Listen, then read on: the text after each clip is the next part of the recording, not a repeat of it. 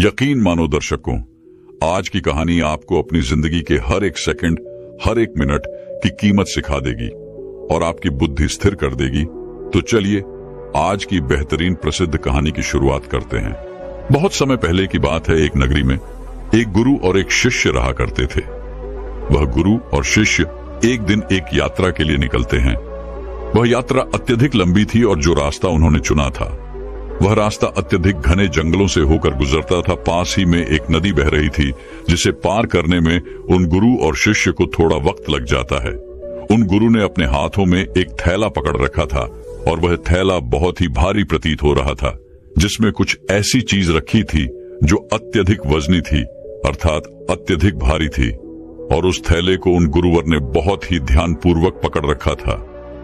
वह गुरु व उस थैले को अपने आप से एक पल के लिए भी दूर नहीं कर रहे थे। ऐसे ही उन गुरुवर ने उस थैले को अपने हाथों में लेकर काफी दूर तक का सफर तय किया। लेकिन उसके बाद उस वजनी चीज के कारण उन गुरुवर के हाथों में दर्द महसूस होने लगा। इसलिए उन्होंने वह थैला अपने कंधों पर टांग लिया और आगे का सफर तय करने लगी। वह जंगल इतना घना और इतना बड़ा था कि उसका दूसरा छोर कहीं से नजर नहीं आ रहा था। वह गुरु और शिष्य दोनों उस जंगल के रास्ते से होकर गुजरते चले जा रहे थे। वहां पर और कोई भी नहीं था। तभी वह गुरु अपने शिष्य से कहते हैं, भंते, तुम्हें डर तो नहीं लग रहा? वह शिष्य अपने गुरु की यह बात सुनकर अत्यधिक हैरान हो जाता है और वह बड़ी हैरानी से अपने गुरुवर से कहता है गुरुवर, आप ये क्या कह रहे हैं? हम एक सन्यासी हैं, हमें किस बात का डर? आखिर आप ऐसा क्यों पूछ रहे हैं? पहले तो मैंने आपको यह कभी पूछते नहीं देखा। कहीं आप मेरी परीक्षा तो नहीं ले रहे? इस पर गुरुवर अपने उस शिष्य से कहते हैं, नहीं, मैं तो बस यह जानना चाहता था कि इतने घने जंगल में हम कब से चले जा रहे हैं। हो सकता है तुम्हारे मन में डर पैदा हो रहा हो, इसलिए मैंने बस तुमसे पूछ लिया। इस पर शिष्य कहता है, गुरुवर, आप ही ने तो सिखाया है ये सब कुछ नश्वर है, तो फिर मुझे किस बात का डर होगा?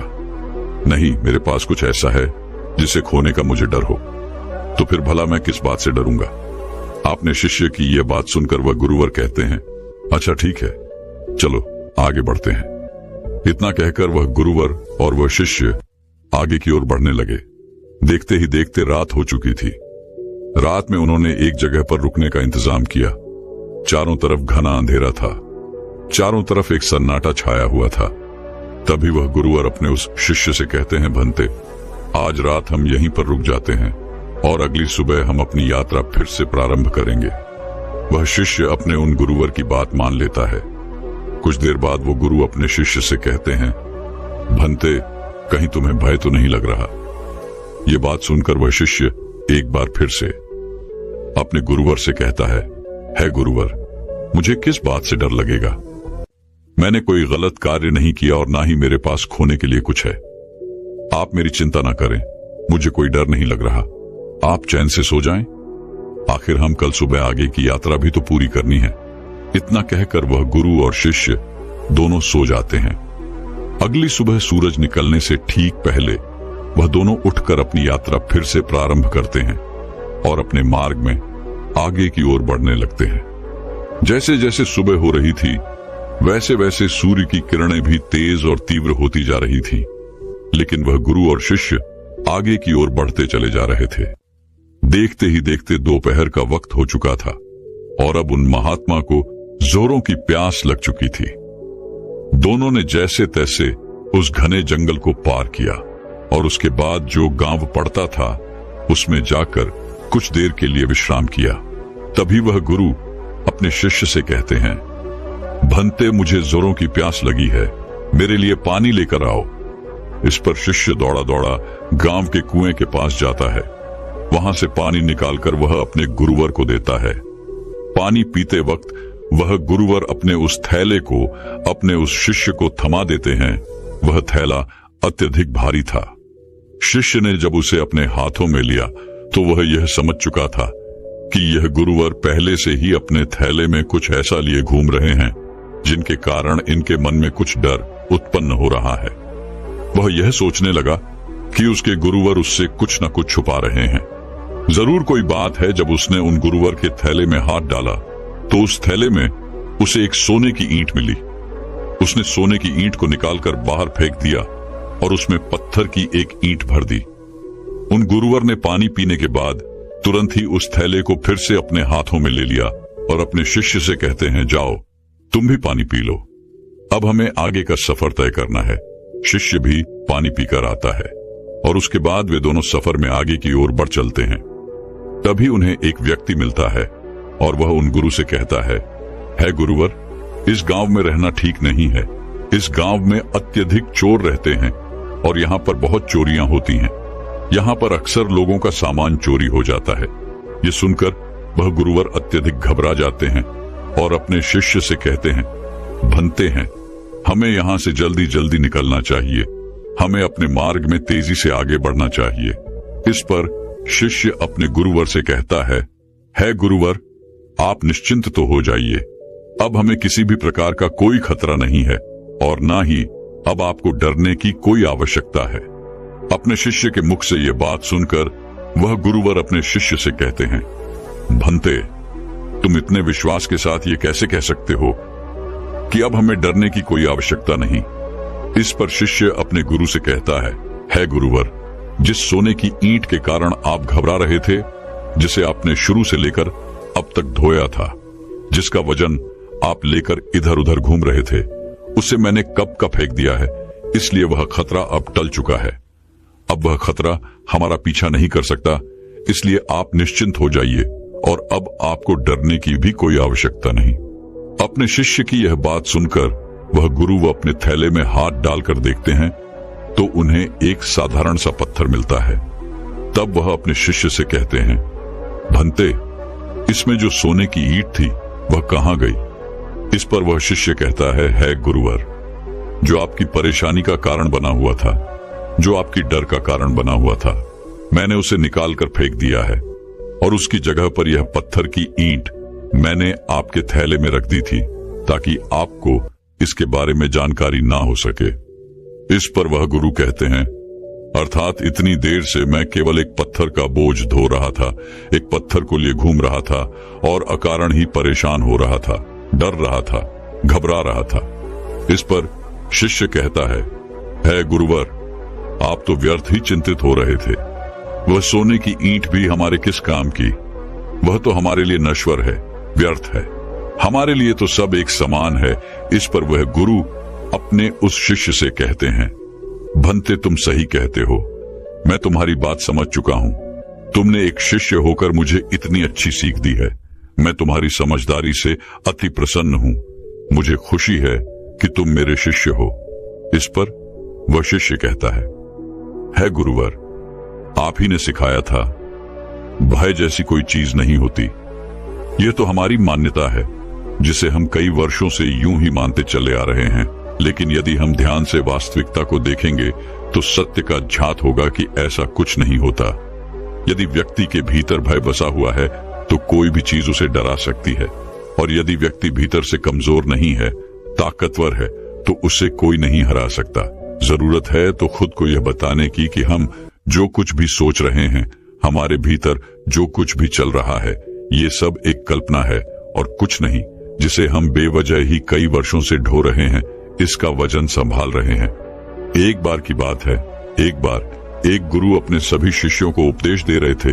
तभी उन सभी शिष्यों में से एक शिष्य अपने गुरु से पूछता है गुरुदेव, क्या ये जरूरी है कि हम समय रहते अपने कार्य को पूरा कर लें?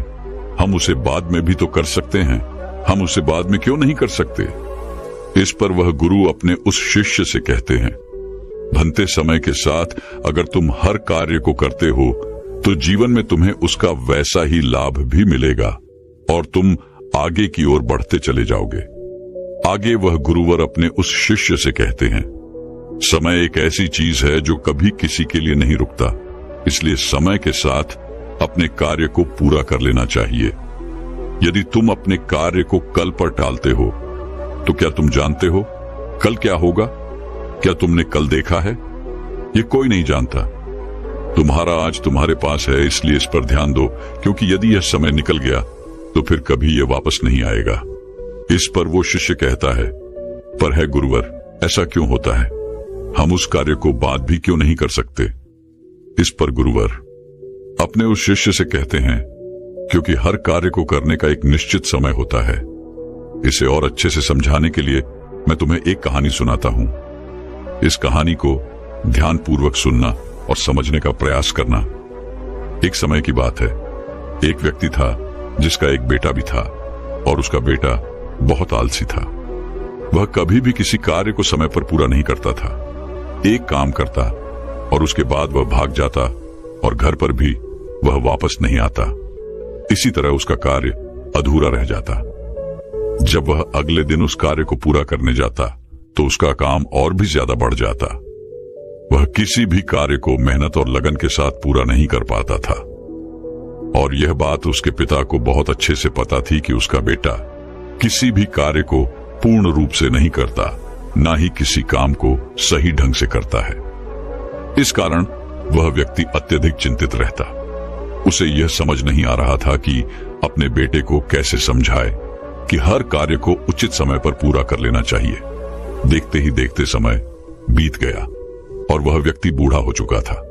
उसकी आय हो चुकी थी और अब उसे यह चिंता सताने लगी थी कि उसके बेटे को कौन संभालेगा, उसे कौन समझाए कि कैसे कोई कार्य सही समय पर और सही ढंग से करना चाहिए।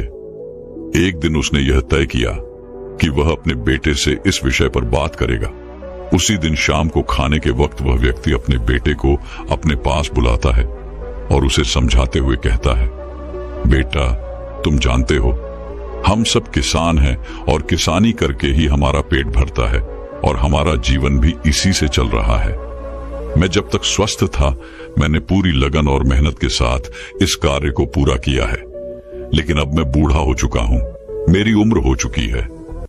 अब मैं तुम्हारा साथ नहीं दे सकता और न जाने कब अब मेरा अंतिम समय भी आ जाए। फिर मेरे बाद इस काम को कौन देखेगा? कौन तुम्हारे परिवार को खिलाएगा, उसका ध्यान रखेगा? इसलिए मैं चाहता हूं कि तुम अभी से अपनी जिम्मेदारियां समझ लो और मेरा सारा कार्यभार आज से तुम संभाल लो। उस व्यक्ति के मुख से ये सारी बातें सुनकर उनका बेटा थोड़ा भावुक हो जाता है। तभी आगे उसका पिता उससे कहता है, तुम्हें अब से अपनी हर जिम्मेदारी को समझना होगा, अपने कर्तव्यों का पालन करना होगा, हर काम को स्वयं से करना होगा और यदि तुम अपने सभी कार्यों को समय पर पूरा कर लोगे तो निश्चित तौर पर तुम्हें सही और अच्छे फल भी मिलेंगे। इस पर वह लड़का थोड़ा सा क्रोधित होकर अपने पिता से कहता है, पिताजी, आप क्या कहना चाहते हैं? आपको क्या लगता है मैं अपना कोई कार्य पूरा नहीं करता?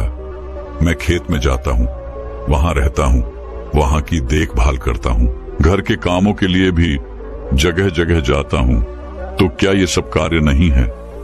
क्या इन सबको कार्य नहीं कहते और क्या इन्हें मैंने बिना मन के ही पूरा किया है? इस पर उसके पिता कहते हैं, बेटा, मैं जानता हूं कि तुम रोज खेत जाते हो, लेकिन मुझे यह भी पता है कि तुम वहां जाकर एक पेड़ की छाया में सो जाते हो और अपना समय बर्बाद कर देते हो। मैंने खुद कई बार तुम्हें खेतों में सोते हुए देखा है और तुम कहते हो कि तुम घर के कामों के लिए बाजार जाते हो। मैंने तुम्हें कई बार बाजार के बहाने अपने मित्रों से मिलते हुए देखा है, उनसे घंटों बातें करते हुए देखा है, लेकिन तुम एक पल के लिए यह नहीं सोचते कि घर पर बूढ़े माँ बाप हैं, उनका भी तो ख्याल रखना आवश्यक है। अपने पिता के मुख से ये सारी बातें सुनकर वह लड़का शांत हो जाता है, क्योंकि उसके पास अब कहने के लिए कुछ नहीं बचा था। वह चुपचाप अपने पिता की बात सुनता है। उसके पिता आगे कहते हैं, अपना हर कार्य पूरे मन, लगन और ईमानदारी के साथ करना चाहिए, क्योंकि ऐसा न करके तुम किसी और को नहीं बल्कि खुद को ही धोखा दे रहे हो, जो तुम्हारे लिए आगे बढ़कर बड़ी समस्या बन जाएगी और तब ना तो तुम्हें कोई समझाने वाला होगा और ना ही तुम्हारा कोई साथ देने वाला होगा। कल को यदि हम ना रहे तो तुम क्या करोगे? इसलिए समय रहते अपने कार्यों को संभाल लो और ईमानदारी और मेहनत के साथ अपना कार्य पूरा करो। मेरा काम तुम्हें केवल मार्ग दिखाना है और मैं तुम्हें केवल मार्ग ही दिखा सकता हूं।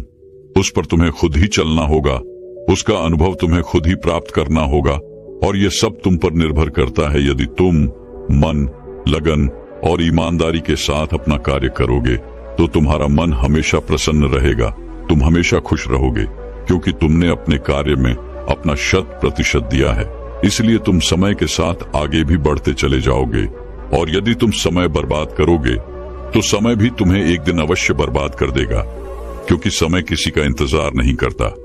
इसलिए अपनी गलतियों को समझो, उन्हें सुधारो, अभी भी समय है। इतना कहकर उस लड़के के पिता वहां से चले गए और वह लड़का भी अपने कमरे में सोने चला गया। लेकिन अब भी वह लड़का अपने पिता की बातों पर ध्यान नहीं देता। ऐसे ही कुछ दिन और बीत गए। कुछ दिनों के बाद उसके माता पिता की तबीयत अचानक खराब हो गई और उनकी अचानक मृत्यु हो गई। माता पिता के जाने के बाद वह पूरी तरह से अकेला हो चुका था। अब उसके साथ कोई नहीं था। उसका किसी चीज में मन नहीं लगता। वो रात रात तक जागता रहता, सोचता रहता कि उसने क्यों अपने पिता की बातें नहीं मानी। यदि उसने अपने पिता की बात मान ली होती तो आज वह हर कार्य को पूरे मन लगन और ईमानदारी के साथ कर पाता। लेकिन जब भी वह कोई कार्य करने जाता तो उससे कुछ आता ही नहीं था, क्योंकि उसने तो कभी ठीक ढंग से काम किया ही नहीं था। इस कारण उसे कुछ भी झांत नहीं था। उसने कुछ सीखा ही नहीं था। देखते ही देखते ऐसे ही समय बीत रहा था और वह जिन मित्रों के साथ घूमा करता, बातें किया करता, वह भी अब धीरे धीरे कामों पर जाने लगे थे और किसी के पास एक दूसरे के लिए इतना समय भी नहीं था कि वो एक दूसरे के साथ बैठकर बातें कर सके। समय बिता, वो जब एक साथ मिलकर बातें करते तो वे सभी केवल अपने कामों की ही बात किया करते थे। लेकिन वहां पर यह लड़का बिल्कुल चुपचाप रहता, क्योंकि इसने अपने जीवन में कुछ नहीं किया था, जिस कारण ये वहां से क्रोधित होकर वापस चला जाता है और अब उसे पछतावा होता है कि उसने अपने जीवन में कुछ नहीं किया, जबकि उसके सारे मित्र धीरे धीरे आगे बढ़ रहे हैं। वह अपने जीवन में कुछ अलग कर रहे हैं और वह अब भी वहीं का वहीं है। उसने तय किया कि अब से वह खेतों में खूब मेहनत करेगा, जैसा उसके पिता ने कहा था। पूरी लगन और मेहनत के साथ वह अपने कार्य को पूरा करेगा। अगले दिन से उसने खेतों में जाना शुरू किया और अपने कार्य को करने का प्रयास किया। लेकिन उसने तो पहले कभी किसी कार्य को किया ही नहीं था, जिस कारण उसे यह समझ नहीं आ रहा था कि वह क्या करे, कैसे करे, जिस कारण निराश होकर वो वापस घर लौट जाता है। और रात के बाद वो अपने मित्रों के बारे में सोचता है कि सब कुछ काम कर रहे हैं, कुछ अलग कर रहे हैं, वे सब आगे बढ़ रहे हैं और मैं अकेला हूं। मेरा साथ देने वाला कोई नहीं है। मैंने अपने जीवन में कुछ नहीं कर पाया। यदि मैंने अपने पिता की बात मान ली होती तो आज मैं भी अपने जीवन में कुछ कर रहा होता। यह सोचकर वह अपने पिता को याद करने लगा और फूट फूट कर रोने लगा। उसने अपने पिता की एक भी बातों पर अमल नहीं किया था और यही वजह थी कि आज वह बहुत चिंतित था, बहुत परेशान था और उसका साथ देने वाला भी कोई नहीं था। वह रात रात भर यूं ही सोचा करता, परेशान रहता, चिंतित रहता और जब सुबह होती तो वह खेतों में जाकर मेहनत करने का प्रयास करता, लेकिन उसे कुछ समझ ही नहीं आ रहा था। एक दिन वह अपने घर पर बैठकर इसी चिंता में डूबा हुआ था।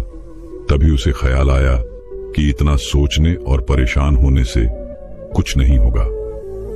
अभी इतनी देर नहीं हुई है, मैं जरूर कुछ कर सकता हूं।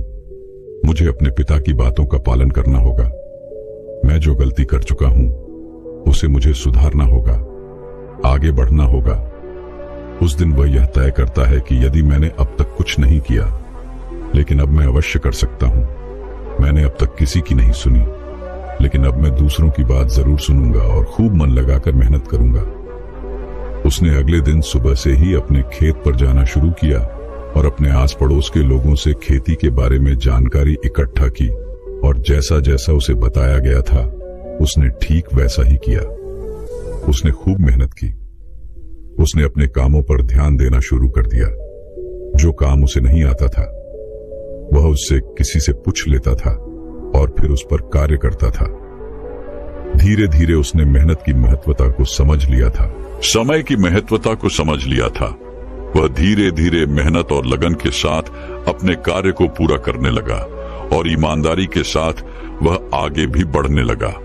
इतना कहकर उन गुरुवर ने इस कहानी को यहीं पर समाप्त कर दिया और आगे अपने उस शिष्य से कहते हैं, भंते, यदि उस लड़के ने सही समय रहते ही अपने पिता की बात माननी होती तो वह पहले ही अपने जीवन में आगे बढ़ चुका होता।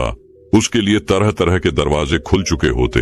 लेकिन जब वह पूरी तरह से टूट गया, हार गया, अपने पिता की बात याद आने पर जब उसे पछतावा हुआ, तब उसे यह एहसास हुआ कि उसने गलती की है और उसे सुधारना चाहिए।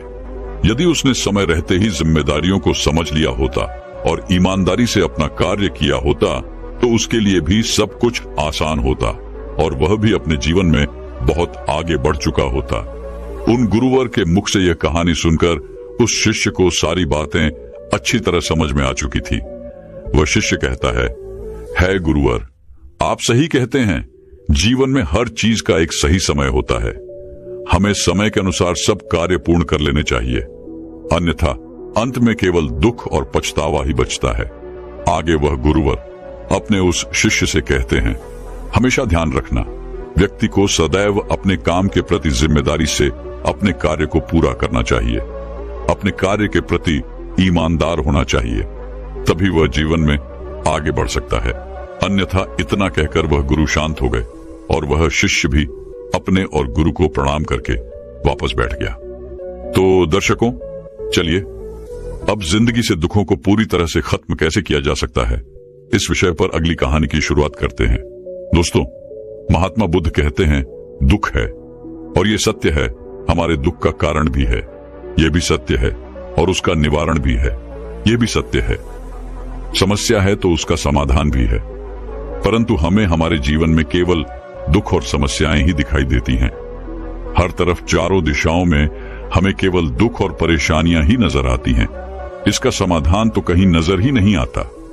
हम चाहे कितने भी समस्याओं का समाधान खोजने का प्रयास क्यों न करें, लेकिन हम उसका समाधान निकाल नहीं पाते और ऐसे ही धीरे धीरे वक्त बीतता जाता है और एक दिन सब कुछ ठीक हो जाता है, परंतु फिर से हमारे जीवन में दुख और समस्याएं आ ही जाती हैं और एक बार फिर से हमारा ध्यान केवल उन समस्याओं की तरफ होता है। हमारे पास उन समस्याओं का कोई निवारण नहीं होता। परंतु यह बात भी बिल्कुल सत्य है कि निवारण और समाधान दुख और समस्या में ही निहित होते हैं, और जो व्यक्ति निवारण और समाधान को खोज लेते हैं, उन्हें जो संपदा मिलती है वह यूं ही समय को गुजार देने वालों को नहीं मिलती। मैंने अब तक आपसे जो कुछ भी कहा है, हो सकता है कि आपको ये सारी बातें समझ में ना आई हो, लेकिन महात्मा बुद्ध ने आखिर ऐसा क्यों कहा कि सभी समस्याओं का समाधान उसी समस्या में होता है। चलिए इसे एक कहानी के माध्यम से समझते हैं। बहुत समय पहले की बात है। एक राज्य का राजा बहुत चिंतित था क्योंकि उसकी पत्नी का जन्मदिन नजदीक आ रहा था। यूं तो कहने को वह राजा था, लेकिन फिर भी उनके वैवाहिक जीवन में हजारों प्रकार की समस्याएं थी। परंतु वह राजा जन्मदिन पर अपनी पत्नी को एक ऐसा उपहार देना चाहता था कि जिससे उनके जीवन में जो दुख है वह कम से कम उस दिन के लिए दूर चला जाए। वह अपनी पत्नी को खुश करना चाहता था, किंतु आपने देखा होगा कि यह कहानी बहुत ही मुश्किल है, क्योंकि हम आज तक किसी को खुश नहीं कर पाए।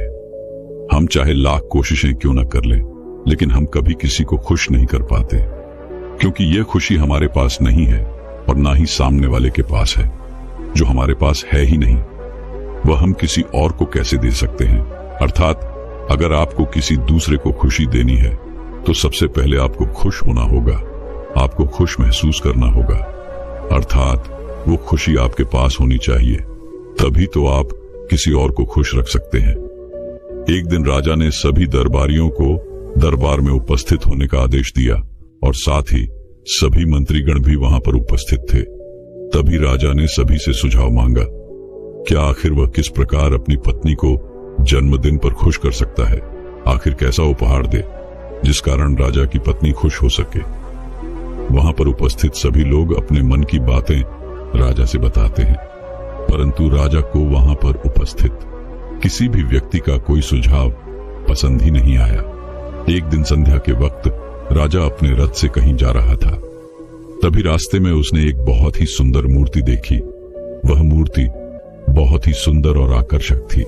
उसे देखकर ऐसा प्रतीत होता था मानो उस मूर्ति में जान हो, उस मूर्ति को देखकर राजा बहुत प्रसन्न हुआ और वह तुरंत ही मूर्तिकार के पास पहुंचा और राजा उस मूर्तिकार से कहता है, तुम तो बहुत बड़े कलाकार हो, तुम्हारी मूर्तियों में जान नजर आती है। ऐसा प्रतीत होता है कि तुम्हारी मूर्तियां जीवित हैं। हम तुम्हारी इन मूर्तियों को देखकर बहुत प्रसन्न हैं। हम चाहते हैं कि तुम्हारी सारी मूर्तियां हमारे दरबार में शामिल हों। यह सुनकर वह मूर्तिकार बहुत प्रसन्न हुआ, जैसे उसे कोई खजाना मिल गया हो। लेकिन तभी राजा ने उस मूर्तिकार से एक और बात कही, देखो, मैं चाहता हूं कि तुम मेरे दरबार में शामिल हो जाओ, किंतु उससे पहले तुम्हें हमारे लिए हमारी रानी की एक ऐसी मूर्ति बनानी होगी जिसे देखकर वह खुश हो जाए और अपने सारे दुख दर्द भूल जाए, और यदि तुम ऐसा ना कर सके तो मैं तुम्हारा सर धड़ से अलग कर दूंगा। राजा के मुख से यह सुनकर वह मूर्तिकार घबरा गया, उसके पसीने छूट गए। वह राजा को मना भी कैसे करे, इसलिए उसने न चाहते हुए भी राजा को स्वीकृति दी थी। राजा उस मूर्तिकार की बात सुनकर बहुत प्रसन्न हुआ और वापस लौट गया। लेकिन उधर दूसरी तरफ जो मूर्तिकार अब तक बहुत प्रसन्न था, जो अपने मन से मूर्तियां बनाया करता था, जो हमेशा खुश रहता था, अब वह दुखी हो गया था। वह गहरे दुख में चला गया था। वह डर के कारण रानी की मूर्तियां बनाना शुरू करता है, परंतु जो भी मूर्ति वह बनाता था उस मूर्ति को देखकर ऐसा प्रतीत होता था मानो वह मूर्ति बहुत दुखी है, उसे किसी प्रकार का कोई दुख है। एक के बाद एक उसने कई सारी मूर्तियां बना डाली, परंतु कोई भी मूर्ति ऐसी नहीं थी जिसे देखकर कोई भी खुश हो सके, जिसे देखकर यह प्रतीत हो कि मानो उस मूर्ति में जान है और वह मूर्ति देखकर कोई भी अपना दुख भूल जाए। और ये इस कारण हो रहा था क्योंकि वो मूर्तिकार भीतर से बहुत दुखी था, जो उसकी मूर्तियों के रूप में स्पष्ट नजर आ रहा था। राजा ने उस मूर्तिकार को 1 सप्ताह का समय दिया था, किंतु 4 दिन तो उसने यूं ही बर्बाद कर दिए। अब उसके पास केवल 3 दिन का ही समय बचा था, जिसके बारे में सोच सोचकर उस मूर्तिकार का गला सूखा जा रहा था। डर के कारण अब उसके हाथ पैर भी काम करना बंद कर चुके थे। उसके हाथ से हथौड़ी और छीनी तक नहीं चल रही थी और उसे अपना भविष्य नजर आ रहा था। उसे नजर आ रहा था कि वह राजा उसे मृत्युदंड दे रहा है। उसके बाद उसके परिवार का क्या होगा, उसके परिवार को कौन संभालेगा, यह सोच सोचकर उस मूर्तिकार का मन बैठा जा रहा था। तभी उसने एक योजना बनाई। वह अपने परिवार को साथ लेकर रात ही में गांव छोड़कर चला जाएगा। यह सोचकर वह तुरंत घर लौटा। उसने सारा सामान बांधा, अपनी पत्नी और अपने बच्चों को भी तैयार किया। ऐसे ही घर से निकलने वाला था कि तभी उसने देखा कि राजा के सिपाही वहां पर तैनात थे। यह देखकर वह मूर्तिकार और भी घबरा गया। वह समझ नहीं पा रहा था कि क्या करे। यदि वो यहां से भागने की कोशिश करता है और पकड़ा जाता है तो राजा उसके साथ साथ उसके परिवार को भी मृत्युदंड दे देंगे। वह कुछ समझ नहीं पा रहा था। तभी वह जमीन पर बैठ गया और रोने लगा और अपनी पत्नी से कहता है, अब से तुम्हें ही बच्चों का ख्याल रखना होगा।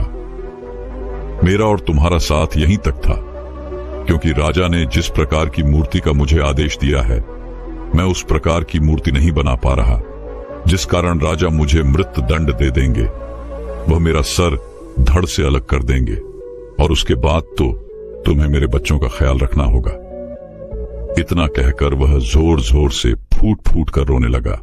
देखते ही देखते रात बीत गई और अगले दिन सुबह सुबह उस मूर्तिकार के दरवाजे पर एक गुरु दीक्षा मांगने आए। मूर्तिकार ने उन्हें भिक्षा लाकर दी। फिर तो मूर्तिकार बहुत परेशान लग रहा था, जिसे देखकर वह गुरु व उस मूर्तिकार से कहते हैं, बेटा, हमारे जीवन में दुख और सुख तो आते ही रहते हैं। हमारे जीवन में दुख और समस्याएं तो होती ही हैं, किंतु इन सभी दुख और समस्याओं का समाधान और निवारण भी होता है, परंतु हम केवल दुख और समस्याएं ही देखते हैं। उन दुख और समस्याओं के छिपे निवारण और समाधान को हम कभी नहीं देख पाते। यदि तुम ध्यान से देखोगे तो हर समस्या का समाधान है और हर दुख का निवारण भी है। मैं ये अच्छी तरह जानता हूं कि तुम यहां से अपनी पत्नी और बच्चों को लेकर भाग जाना चाहते थे, किंतु ऐसा हो नहीं सका। उस मूर्तिकार ने जब उन गुरु के मुख से यह बात सुनी तो वह उनके चरणों में जा गिरा और हाथ जोड़कर उन गुरु से कहता है, हे गुरुवर, आप ही बताइए मैं क्या करूं। राजा ने मुझे मूर्ति बनाने का आदेश दिया है, किंतु मैं चाहकर भी वह मूर्ति नहीं बना पा रहा, और यदि वह मैंने मूर्ति नहीं बनाई तो राजा मुझे मृतदंड दे देंगे, और उसके बाद मेरे परिवार का क्या होगा, उनका ख्याल कौन रखेगा। तभी वह गुरु उस मूर्तिकार से कहते हैं, बेटा, आंख बंद कर लेने से कुछ नहीं होने वाला, क्योंकि दुख और समस्याएं तो वहीं की वहीं खड़ी रहती है। ध्यान देने और कर्म करने से सब कुछ बदल जाता है। यदि तुम केवल आंखें बंद करके यह सोचोगे कि तुम्हारी समस्याएं चली जाएंगी, तो ऐसा कभी नहीं होगा। इतना कहकर उन गुरुओं ने उस मूर्तिकार के कानों में कुछ कहा, और उसके बाद वो वहां से चले गए। उनको रुके। वहां से चले जाने के बाद वह मूर्तिकार महल गया, जिसे देखकर राजा उस मूर्तिकार से कहता है, लगता है तुमने समय से पहले ही एक अद्भुत मूर्ति तैयार कर ली है। बताओ वह मूर्ति कहां है, मैं भी उसे देखना चाहता हूं। इस पर वह मूर्तिकार जवाब देते हुए कहता है, महाराज, अभी तक मैंने मूर्ति तैयार नहीं की है, परंतु आपके दिए हुए समय पर मैं अवश्य ही वह अद्भुत मूर्ति तैयार कर लूंगा। लेकिन उससे पहले मेरा एक बार महारानी से मिलना बहुत आवश्यक है, अन्यथा वह अद्भुत मूर्ति तैयार नहीं हो पाएगी, और फिर आप चाहें तो मुझे मृत्यु दंड दे सकते हैं। राजा ने उस मूर्तिकार की सारी बातें ध्यानपूर्वक सुनी, और उसके बाद राजा ने मूर्तिकार को महारानी से मिलवाया। मूर्तिकार महारानी से मिलने के बाद महारानी से प्रश्न करते हुए कहता है, महारानी जी, किसी भी औरत के जीवन का सबसे बड़ा दुख क्या हो सकता है।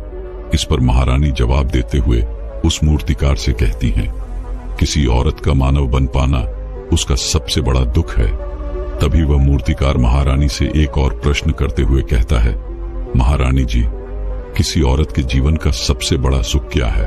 महारानी उस मूर्तिकार के इस प्रश्न का जवाब देते हुए कहती हैं, किसी भी औरत के जीवन का सबसे बड़ा सुख उसके पति और उसके बच्चों का उसके पास होना है। महारानी के मुख से अपने प्रश्नों का जवाब जानकर मूर्तिकार बहुत प्रसन्न हुआ, और उनसे आज्ञा लेकर वह वापस अपने घर लौट आया, और अब से रात दिन उस मूर्ति पर काम करने लगा। देखते ही देखते पूरे 3 दिन पूरे हो गए। आखिरकार रानी के जन्म दिवस वाले दिन वह मूर्तिकार उस मूर्ति को लेकर राजमहल पहुंचता है। लेकिन अब राजा के मन में यह बेचैनी थी कि पता नहीं उस मूर्तिकार ने आखिर कैसी मूर्ति बनाई होगी, पता नहीं वह मूर्ति महारानी को पसंद आएगी भी या नहीं। इस प्रकार के कई प्रश्न राजा के मन में चल रहे थे। राजा के मन की बेचैनी लगातार बढ़ती ही, लेकिन उधर दूसरी तरफ राजा को उस मूर्तिकार पर पूर्ण विश्वास भी था, क्योंकि राजा ने पहले ही उस मूर्तिकार के हाथों की कला देखी हुई थी। इसलिए एक तरफ उनके मन में यह भी विचार चल रहे थे कि उस मूर्तिकार ने जरूर ही अद्भुत मूर्ति बनाई होगी। वह मूर्ति सफेद कपड़ों से ढकी हुई थी।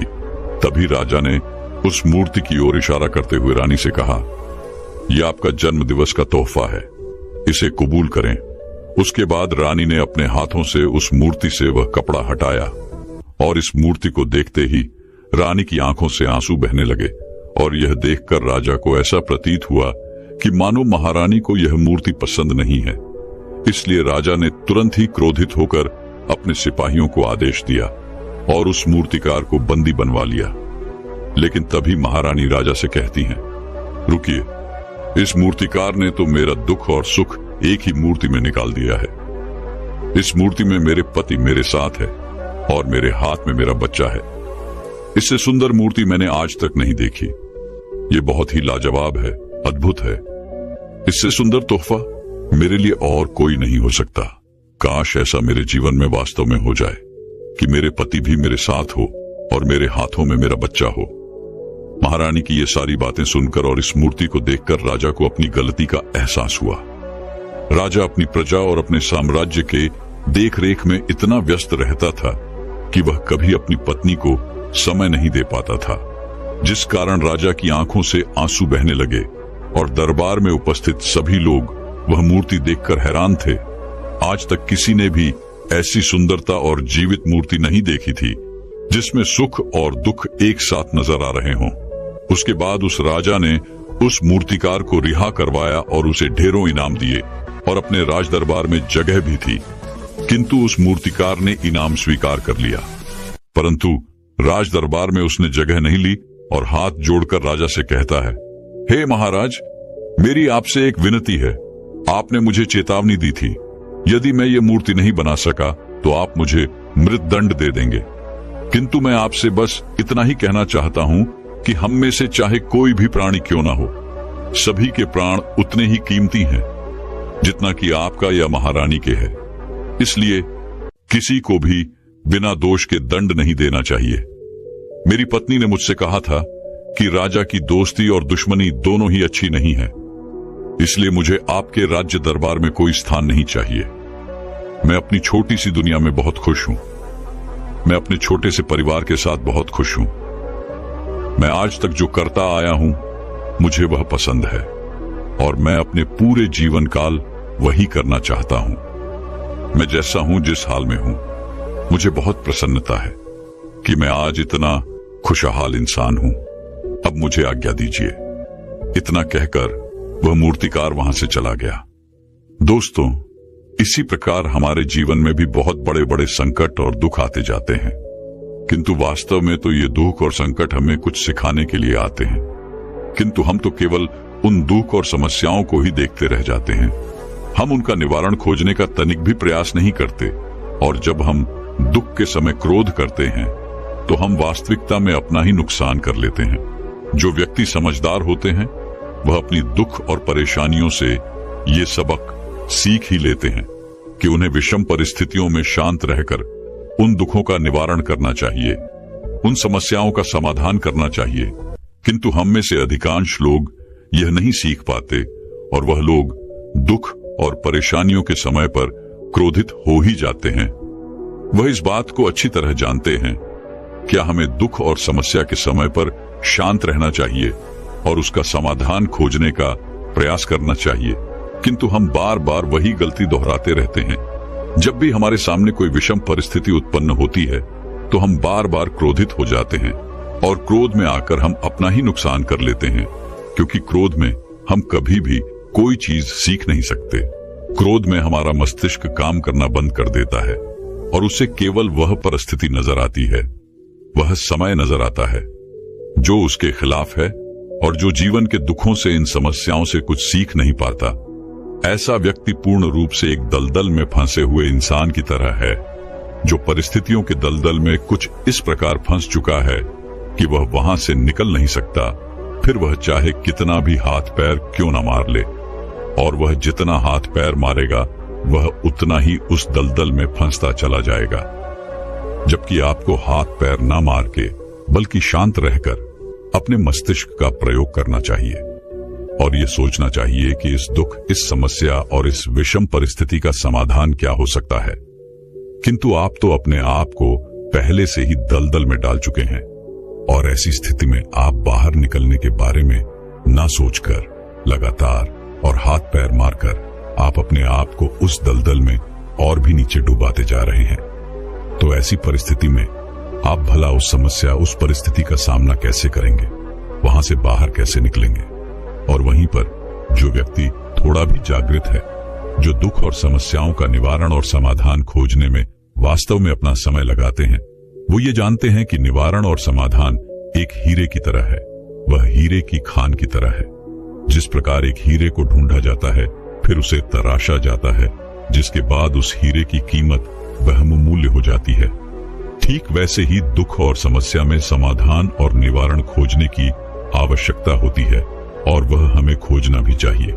और जब ये आपको मिल जाते हैं, तब आपको एक ऐसी संपदा मिलती है, एक ऐसी समझ, एक ऐसा विश्वास, एक ऐसी शक्ति मिलती है कि उसके बाद आपके सामने जब भी कोई समस्या या कोई परेशानी आती है तो आप अकेले नहीं होते, बल्कि आप ये समझ जाते हैं कि वो विषम परिस्थिति आपको कुछ सिखाने आई है और आप उसका डटकर सामना करते हैं। उससे वो सारी चीजें सीखते हैं जो वो आपको सिखाना चाहती है, और उसके बाद आप और भी मजबूत होते चले जाते हैं। आपका विश्वास और भी बढ़ता चला जाता है, आप और भी शक्तिवान और बलवान होते चले जाते हैं। इसीलिए महात्मा बुद्ध कहते हैं कि यदि दुख है तो उसका निवारण भी है, यदि समस्या है तो उसका समाधान भी है। इसलिए केवल दुख में उलझे मत रहिए, बल्कि उस दुख का निवारण कीजिए, और यही आपको करना चाहिए। केवल हाथ पर हाथ धरे बैठे रहने से या फिर यूं ही समय को गंवाने से आपको कभी भी उसका निवारण नहीं मिलेगा, बल्कि जितना आप उस दुख और समस्या से अपनी जान छुड़ाकर भागने की कोशिश करेंगे, वह उतने ही तीव्रता से आपके पीछे भागेगी। और जैसे जैसे समय बीतता जाएगा, वह दुख और समस्या और भी विकराल रूप ले लेगी, और तब उसका सामना करना और भी मुश्किल हो जाएगा। इसलिए यदि कोई दुख और समस्या अभी आपके सामने है, तो उससे लड़िए, डटकर सामना कीजिए, उससे सीखिए और निवारण कीजिए। दोस्तों, मैं उम्मीद करता हूं कि यह कहानी सुनने से आपके जीवन में अच्छे बदलाव आए होंगे। आपको इस वीडियो से क्या सीखने मिला, ये कमेंट करके जरूर बताएं, और अपने परिवार, दोस्तों या आपके करीबी इंसान के साथ ये कहानी शेयर करके उन्हें भी इस ज्ञान से परिचित करवाए। बाकी अगर आपको यह वीडियो दिल से अच्छी लगी हो, तभी इस वीडियो को लाइक कर देना, और आपने अब तक इस चैनल को सब्सक्राइब न किया हो तो चैनल को सब्सक्राइब भी जरूर कर देना। आपका हर दिन शुभ हो और खुशियों से आपका जीवन भरा रहे। धन्यवाद। नमो बुद्ध।